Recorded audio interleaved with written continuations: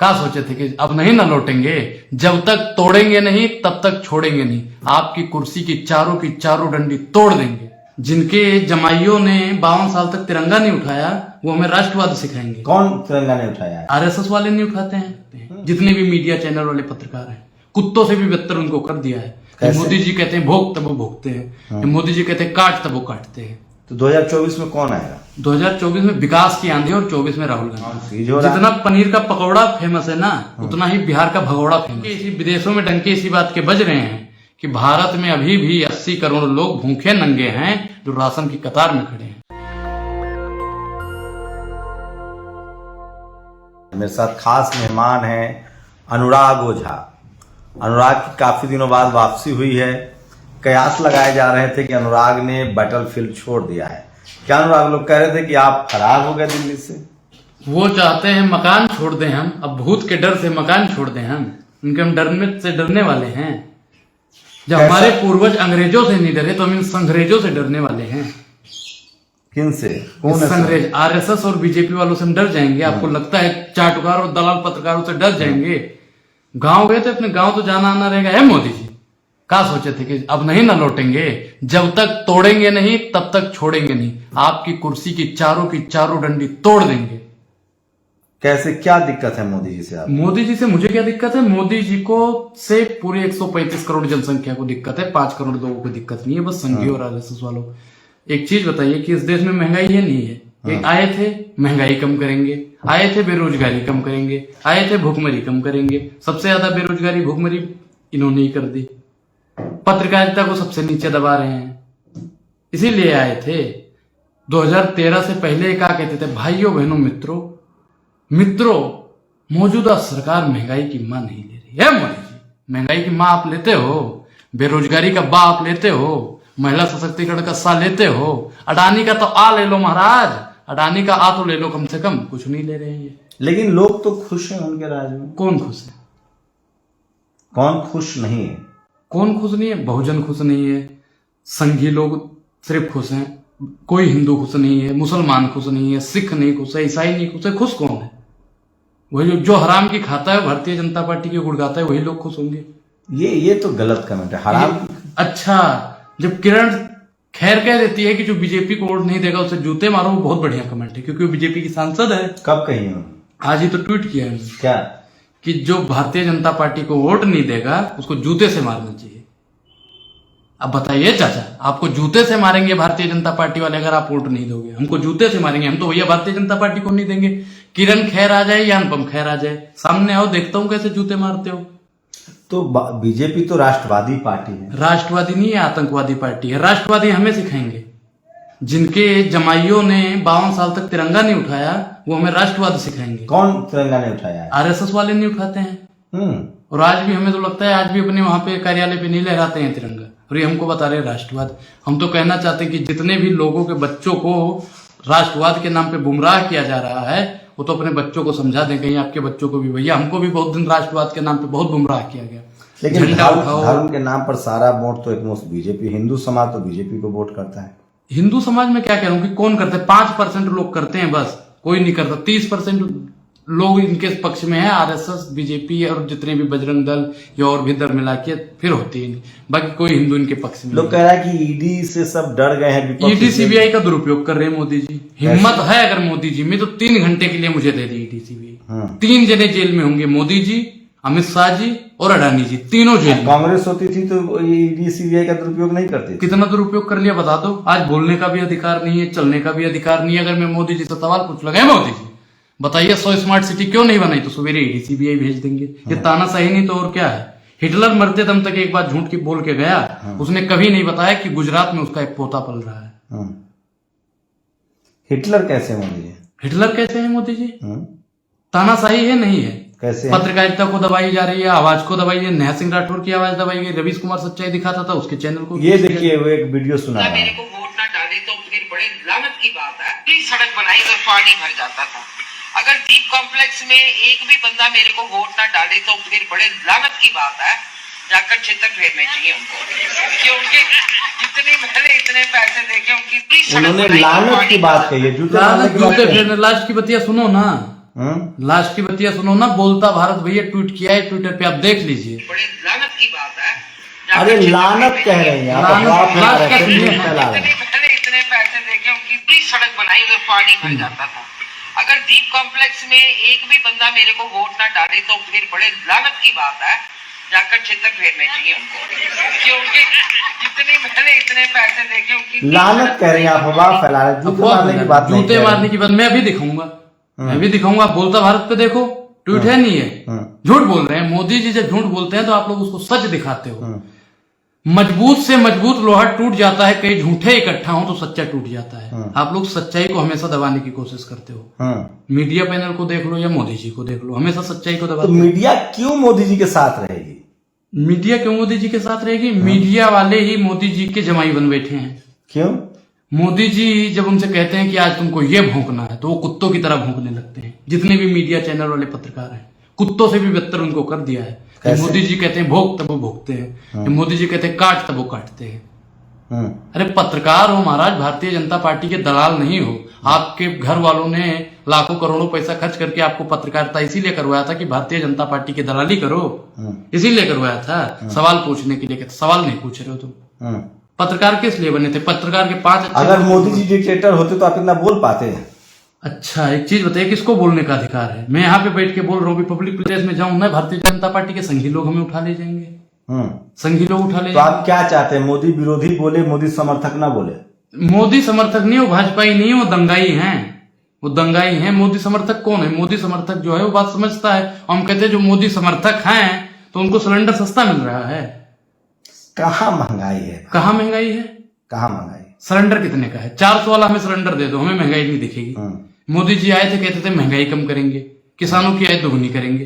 किसानों की आय तब दुगनी होती जब 20 रुपए किलो बिकने वाला गेहूं 40 रुपए में बिकता, 30 रुपए वाला चावल 60 रुपए में बिकता, तब मैं मानता किसानों की आय दुगनी हो गई।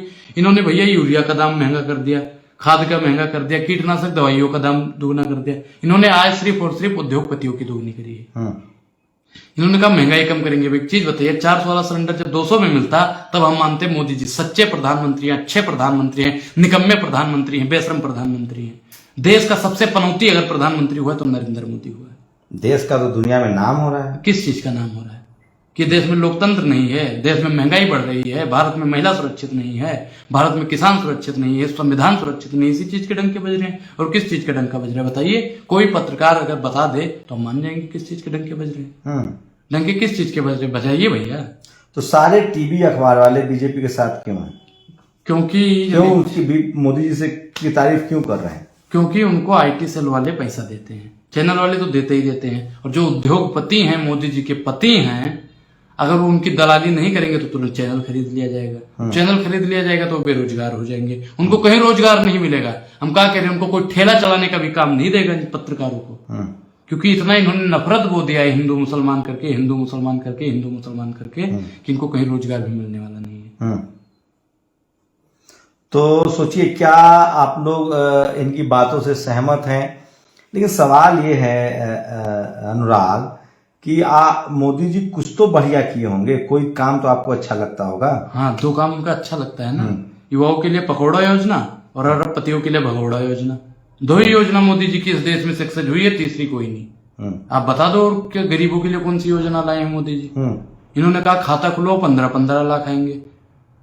राहुल गांधी पर आरोप लगाया कि उन्होंने देश का नाम खराब किया विदेश में। एक चीज बताइए, जब देश में संविधान नहीं है, लोकतंत्र नहीं है, जब मोदी जी वहां पे जाके कहते हैं विदेशों में कि भारत में पैदा होना ही सबसे बड़ा पाप था। नहीं, ये देखिए, मिसलीड मत कीजिए। उन्होंने कहा था कि भारत के लोग पहले ऐसे सोचते थे। अच्छा, मोदी जी मतलब बहुत बड़े बुद्धिमान हो गए, बहुत बुद्धिमान हो गए। लोग ऐसा सोचते थे, हमने तो कभी नहीं सोचा, हमारे पूर्वजों ने कभी नहीं सोचा। आपने सोचा था पहले ऐसा? आपने सोचा था? वो एक उन्होंने कहावत कोट, कहावत नहीं, उनकी कहावत है। और देश में लोकतंत्र नहीं है और राहुल गांधी ने कह दिया तो आप लोग बात की बतंगड़ बना देते उसको। तो सोचिए, लेकिन ब्राह्मण समाज क्यों बीजेपी के साथ है? कोई ब्राह्मण एक ब्राह्मण उनसे कट रहा है और धीरे धीरे इनकी एक एक जेब कट जाएगी। भारतीय जनता पार्टी वालों ने जितना इकट्ठा कर लिया है ना, सब हम मुंह तोड़ के नहीं, मुंह तोड़ के खींच लेंगे अपने पैसा। तो 2024 में कौन आएगा? 2024 में विकास की आंधी और 24 में राहुल गांधी। राहुल गांधी प्रधानमंत्री बनेंगे? बिल्कुल बनेंगे। राहुल गांधी प्रधानमंत्री बनने लायक नहीं है क्या? नहीं, आप प्रधानमंत्री बताइए। तो आप भी बन सकते हो। कैसे? प्रधानमंत्री आप भी अभी बाबा साहब ने इतना अधिकार आपको दे रखा है, उतना ही प्रधानमंत्री जी के भी पास है, उतना ही हमारे पास है। प्रधानमंत्री जी के कोई सींग तो लगी नहीं है, पूंछ तो लगी हुई नहीं है।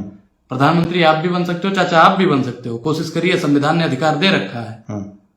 अच्छा, ये उन पर क्या बोलेंगे? मनीष कश्यप पर क्या, देखिए वो पत्रकार थे बेचारा, हाँ, उन पर जुर्माना कर दिया, अकाउंट सीज हो रहा है। जितना पनीर का पकौड़ा फेमस है ना, उतना ही बिहार का भगौड़ा फेमस है। कौन है बिहार का भगौड़ा? वही तिवारी जी। कैसे भाग रहा है? एक रिपोर्ट हुई है, छोटी सी रिपोर्ट है, और बिलबिला रहा है। पहले क्या कहता था, ए तेजस्वी यादव जहां कहोगे वहीं आके गिरफ्तारी देंगे, जगह बताइए, प्रशासन भेजिए।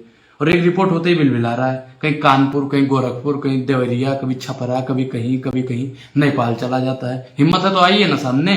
और खुद ही ट्विटर पे आईडी बनाता है कि हमें बिहार पुलिस ने गिरफ्तार किया। नहीं, वो फेक आईडी थी, जो फेक आईडी उन्होंने ही बनाई थी, उन्होंने ही गिरफ्तार हो बनाई, गए। तेजस उन्होंने नहीं बनाई थी, मनीष कश्यप ने ही बनाई थी, त्रिपुरारी तिवारी ने ही बनाई थी। अरे तिवारी के नाम पे भी कलंक है। इसको अभी भी समय है, माफी मांग लेंगे तो सही रहेगा। अभी भी मुझे पता है कि यादवों में इतनी शक्ति होती है, भगवान कृष्ण के वंशज हैं, माफ इसे कर देंगे। हाँ, तो आप तो पहले बीजेपी समर्थक थे। इस देश में सर्वे करवा लीजिए, ब्राह्मण समाज बीजेपी के साथ है भाई। आपके अकेले दुकेले आप लोग अपना राजनीति चमकाने के लिए मोदी जी का विरोध कर रहे हैं। एक आपने पढ़ा भी होगा, एक दोहा कि करत करत अभ्यास से जड़मन हो सुजान, रसरी आवत जाते सिर पर परत निशान। मेरे बोलने से मैं क्या कह रहा हूं कि देश के 90% ब्राह्मण भाजपा से कट जाएंगे। 10% वही है जो संघ में बैठे हैं। अब संघ में बैठने वाला तो नहीं कटेगा ना, क्योंकि वो मेवा खा रहा है। तो ये अनुराग ओझा है। मैं कोशिश करता हूं, मेरी कोशिश होती है कि जब विपक्ष ना हो, जैसे मोदी जी का कोई रिप्रेजेंटेटिव नहीं है, तो मैं मोदी जी की तरफ से सवाल पूछूं। पत्रकारिता का यही नियम है कि जो नहीं है उसकी तरफ से आप सवाल पूछिए। मैं फिर कह रहा हूं, टीवी अखबार ने सवाल पूछना बंद कर दिया है और सब कुछ एजेंडे के तहत होता है। टीवी अखबार का काम होता है जो शोषित है, वंचित है, उसके साथ खड़ा रहे। फिलहाल अपोजिशन को टीवी अखबार सवाल पूछ रहा है, सत्ता पक्ष से सवाल पूछ नहीं रहा है। लेकिन अभी भी अनुराग ओझा जैसे लोग हैं। लेकिन अगर बताइए, इतना महंगाई होता, सब कुछ होता, तो जनता खुद सड़कों पर निकलती ना। ये अहंकार है और अहंकार टूटेगा। रावण का भी अहंकार चला नहीं तो आप लोगों का चलने वाला नहीं है। और आप लोग भारत माता की कसम खा के और उस संविधान की कसम खा के बता दो कि इस देश में महंगाई है या नहीं है, बेरोजगारी है या नहीं है, बताइए। है हिम्मत किसी पत्रकार की बोलने की? अगर बोलोगे तो चैनल पे ईडी सीबीआई बैठ जाएगी, अडानी चैनल खरीद लेंगे। इसीलिए जितने भी पत्रकार हैं अपनी रोजी रोजगार बचाने के लिए लगे हैं मोदी जी वाह, मोदी जी वाह, मोदी जी वाह कर रहे हैं। आपके यहाँ तो कोई नहीं है ईडी सीबीआई? अरे ईडी सीबीआई कहाँ ले जाएगी भैया? हम तो आटा खरीदते हैं, शाम को खरीदते हैं, शाम को बना के खा लेते हैं भैया। खाली डिब्बा मिलेगा। अब जो पद्म भूषण आपको मोदी जी ने दे दिया, उसके बगल में सजा रखना, उसे भी एक पद्म भूषण समझ लेना गरीबों का। वैसे भी ईडी सीबीआई का दुरुपयोग करिए, लालू पे बैठ गई। गर्भवती महिला को परेशान कर रहे हैं, किसी की बिटिया को परेशान कर रहे हैं। भाजपा वाले जब जब डरते हैं तब ईडी और सीबीआई का दुरुपयोग करके लोगों को परेशान करने का काम करते हैं। तो ईडी मतलब आप चाहते हैं कि ईडी सीबीआई किसी की जांच ही ना करे? नहीं, जांच करे, अडानी की जांच करे ना, मोदी जी की जांच करे ना, जयशाह की जांच करे ना। जिसे भैया बैट बॉल खेलना नहीं आता उसे बीबीसीआई का चेयरमैन बना देते हो। जब दूसरे की सरकार आएगी तो वो भी जांच करा लेगी मोदी जी की। क्या कह रहे हैं कि जिस दिन भी सरकार बदली ना, है मोदी जी जितना तानाशाही कर रहे हो सबसे ज्यादा बिलबिलाओगे। कुछ समय पहले उत्तर प्रदेश के माननीय मुख्यमंत्री जी भी सदन में बिलबिला रहे थे, ठीक उसी प्रकार आप बिलबिलाओगे। अरे 2050 तक रहेंगे। 2050 तक रहेंगे? 2050 तक मोदी जी की गारंटी ले रहे हो कि रहेंगे? रहेंगे। गरीबों की हाय बड़ी जानलेवा होती है, उनकी हाय 24 तक इनको ले डूबे। देखो तो कह रहे हैं हम गरीबों, मोदी जी तो 80 करोड़ गरीबों को राशन दे रहे हैं। तो विश्व गुरु भी आप लोग बताते हो कि भारत विश्व गुरु बन रहा है। विश्व में डंके इसी, विदेशों में डंके इसी बात के बज रहे हैं कि भारत में अभी भी 80 करोड़ लोग भूखे नंगे हैं जो राशन की कतार में खड़े हैं। तो देखिए, आज की बड़ी खबर थी कि लगातार दिल्ली पुलिस ने राहुल गांधी को जारी किया नोटिस, भेजा सवालों की लिस्ट। भारत जोड़ो यात्रा से जुड़ा है मामला। सेना होगी और ज्यादा मजबूत, खरीदे जाएंगे 70,000 करोड़ के हथियार। डिफेंस मिनिस्ट्री दे मंजूरी। देखिए सरकार सेना को मजबूर करने का काम कर रहे हैं। सेना को मतलब ये दिन ब दिन कमजोर करने का काम कर रहे हैं। सेना को 4 साल के लिए कर देते हैं। प्रधानमंत्री जी 5 साल का पद होता है, और जब हर चीजें प्राइवेट कर देंगे तो हम सरकारी प्रधानमंत्री ठुमका लगाने के लिए लेंगे। जब एयर इंडिया नहीं रहेगा तो ज्योतिरादित्य सिंधिया को हम क्या करेंगे बताइए। तो चलिए, विरोधी जो है वो मोदी से अभी सवाल पूछा, अभी इतना तो बचा हुआ है लोग। अच्छा, मोदी से सवाल यानी विरोध है मोदी का?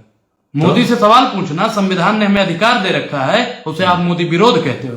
अरे तो लहजे में आप लोग मोदी से सवाल नहीं पूछते तो आपको चाटुकार और दलाल पत्रकार जब बोले तब आप लोगों को मिर्ची लग जाती है। चलिए, तो ये अनुराग थे। अनुराग की बातों से आप सहमत हैं, असहमत हैं? आप अपनी प्रतिक्रिया जोड़ दीजिए। और ये देखिए, मानवर कांशीराम अगर आज होते तो इन बच्चों को देखकर खुश हो रहे होते कि आने वाला भारत इन नौजवानों का बनेगा। लाख विपत्ति आए घबराइएगा मत, लाख आपको तोड़ने और डराने वाले लोग आएंगे, डरिएगा मत। और आपस में आपको लड़ाने वाले भी लोग आएंगे, आपको आपस में लड़ाएंगे कि आपका दुश्मन ये है, आपका दुश्मन ये है। मानवर कांशीराम ने जिसे 85% कहा था उसे 90% बना लो। इस देश में जो भी हाथ से श्रम करता है ना, वो सब एक हैं। आइए हम सब मिलकर एक भारत बनाएं, भारत का संविधान लागू कराएं। डॉक्टर भीमराव अंबेडकर, डॉक्टर लोहिया मंडल और कांशीराम के सपनों का भारत बनाएं, भगत सिंह और अंबेडकर के सपनों का भारत बनाएं। ऐसा भारत जब तक नहीं बना, मानवर कांशीराम आपको याद करेंगे और अफसोस करेंगे। अगर हम उनके सपनों का भारत नहीं बना पाए ना तो वो हमसे नाराज होंगे, और अगर वो सपनों का भारत हम बना ले गए तो उन्हें फक्र होगा कि जिनके लिए उन्होंने कुर्बानी दी वो पीढ़ियों ने उस कुर्बानी को जाया नहीं होने दिया। हमारी लड़ाई किसी से नहीं है, हमारी लड़ाई किसी धर्म, किसी भगवान, किसी जाति से नहीं है। हमारी लड़ाई इंसान को इंसान के बराबर बनाने की है। इसलिए हम बराबरी का समाज बनाएंगे।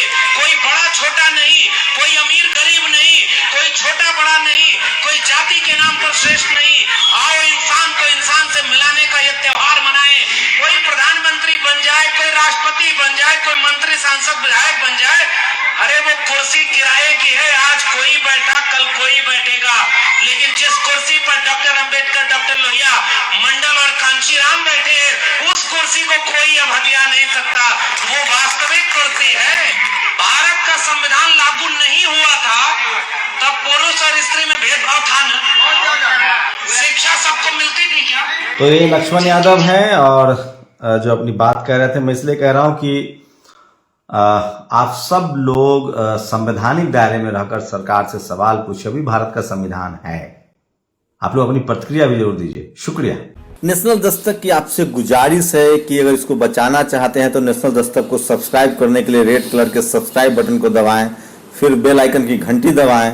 नेशनल दस्तक को बचाने के लिए बहुत जरूरी है कि हर खबर को शेयर करें, लाइक करें, कमेंट जरूर करें।